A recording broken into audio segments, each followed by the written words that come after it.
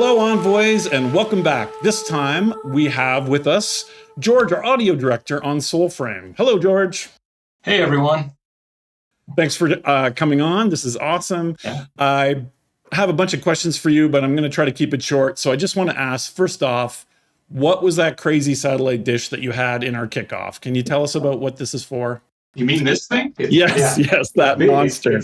It's insane. Yeah, it's pretty cool. So basically it focuses sound waves. So as the sound wave enters here, it reflects and records on the microphone. And there's a microphone inside this. This is just for wind protection. And so it records sound into this microphone, and then it goes into the recording device. Excellent. And you don't get any strange looks when you're, walking about trails with this thing? Lots of strange looks. I'm sure you do.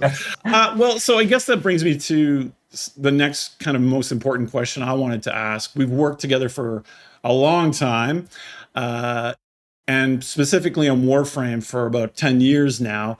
And that's, as everyone knows, that's kind of a very hardcore industrial sci-fi situation. And SOULFRAME is really kind of the opposite side to that kind of coin. And I'm wondering, has that changed how you're approaching the building of, the SOULFRAME soundscape?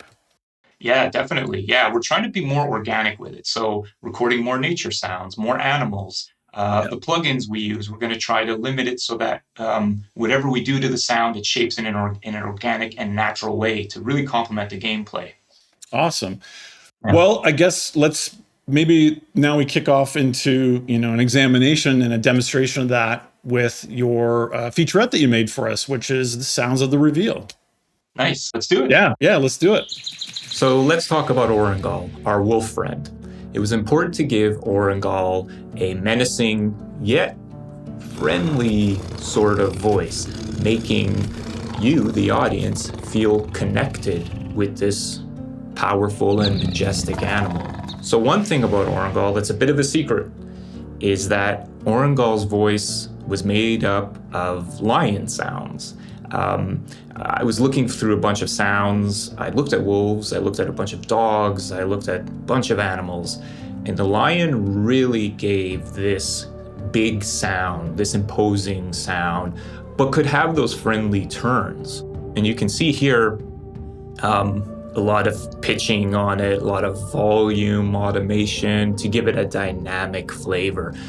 And some of the pitching and actually time expansion is a bit audible in the files, but I kind of like that. It gave Orengal a more sort of mystical kind of feeling. So even though something may be what would be considered technically wrong, you still have to use your ears and go with what sounds best.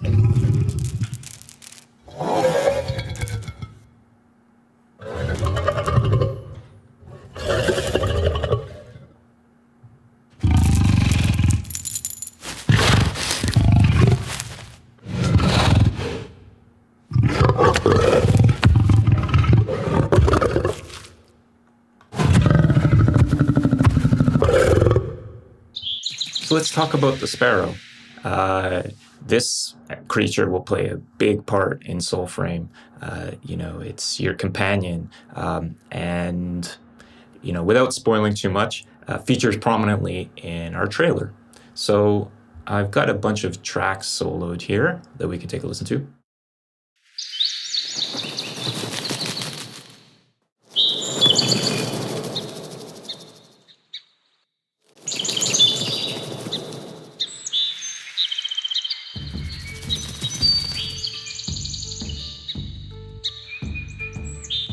So it's made up of a few different components. So you've got the sparrow chirps, but you've also got the wings. And so it's very hard to record bird wings and to get the kind of right flight pattern that you need out of them. So I was thinking, what can I use to simulate bird wings? And I came up with this combination.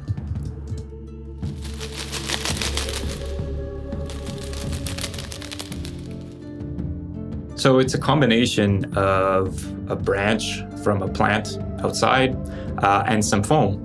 And I just performed it in front of the microphone according to the movements. The sparrow song is actually a big part of it was recorded by one of the other sound designers on our team, Willem.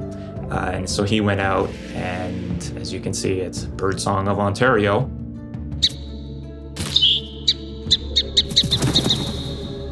You know, it was important there to get the right emotion of the sparrow. It's alerting our envoy to the danger, to the soldiers of Ode that we're going to be encountering.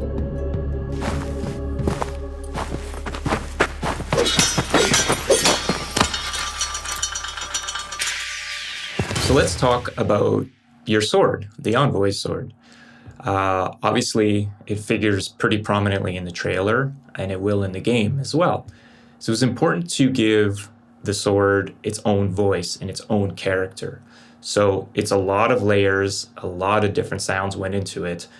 Without giving away too much, is a combination of real metal movements and software, a virtual instrument called Contact, where I was able to map certain sounds that I created in it with various synthesizers and organic sounds onto a keyboard so that I could play it in real time and play it in key with the music as well, which is important so that it feels very harmonious and feels like a cohesive whole.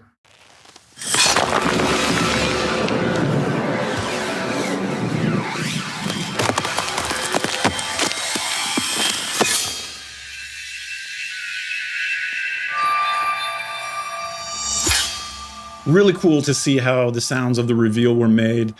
I am pretty blown away that you will take sound effects and pitch them so that they match with the music. This is so cool to see how that's done. Before we go, though, I think it'd be really cool to share something new.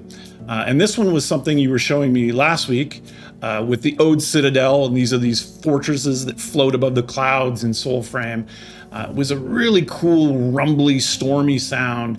But how you made it was kind of surprising. I wonder if you could tell our envoys about that. Yeah, so basically it's the sound of a jet. It's the sound of a jet pitched down like 2 octaves. Yeah, if you can believe it.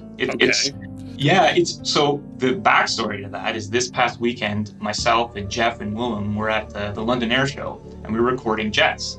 And we were thinking, oh, these would be great for Warframe. But you can also take those kind of sounds and mangle them into something else for something completely different. So we recorded the jets with a microphone that can record past the range of human hearing, which, yeah, it's pretty Are you serious? Yeah. Okay. Yeah, so what this does is then you're recording frequency ranges above the range of human hearing so that when you pitch something down, it maintains those frequency ranges and you can go down further. Because as anyone who's worked with audio knows, it's, when you pitch something down or you time expand it, it gets all garbly and messed up sounding, and it gets kind of lo-fi.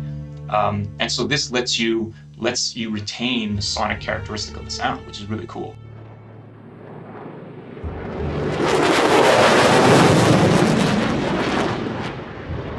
You were telling me that there's a way that you can now also record so that the crazy volume of jets isn't such a factor. Yeah. So it's back in the day when I learned how to record things, you would always have to, make sure you watch your gain level, you're told that. But now with 32-bit recording, you don't have to worry about that. So it's like set and forget. You press record, point your mic at the right thing, and then worry about it later. So as everyone knows, jets are really loud. So I could see on the display of the recorder that it was just like a rectangular black bar of audio that had no shape or form. Then I brought it into my digital audio workstation, and it was the same thing. And at first you're like, oh my God, like it's all distorted. What are we gonna do? But the cool thing about 32-bit recording is that you can just pull the volume down of the audio and it restores the audio. It's like magic. The map on it's pretty crazy. It's basically like infinite headroom. So you can record as loud as you want. And then only the microphone is the limitation at that point. So it's pretty cool stuff, actually. Is so interesting because it reminds me a little bit in the visual realm of the James Webb or those, those deep space images where there are ranges of light that we can't see, but there's all this kind of interesting information. And if you change where you're focusing, then you reveal all of this kind of interesting detail. Yeah, it's really cool. It's really cool. It's a very interesting thing to play around with, and it's like a whole new world of sonic possibilities, right? And so this sound that we're talking about for the Citadel, I thought, what if I pitched down one of the fighter jets, and then so it gives you this really low rumbling sound, and then what if I add some reverb and some delay and a few other things to it to give it this really kind of ethereal, kind of mystical, magical kind of tone, and yeah, so kind of a cool, happy accident of coming up with something new and exciting for the game that way. Awesome. Well, let's take a listen, and thanks to all our envoys for watching. I'll see you next time. Take care.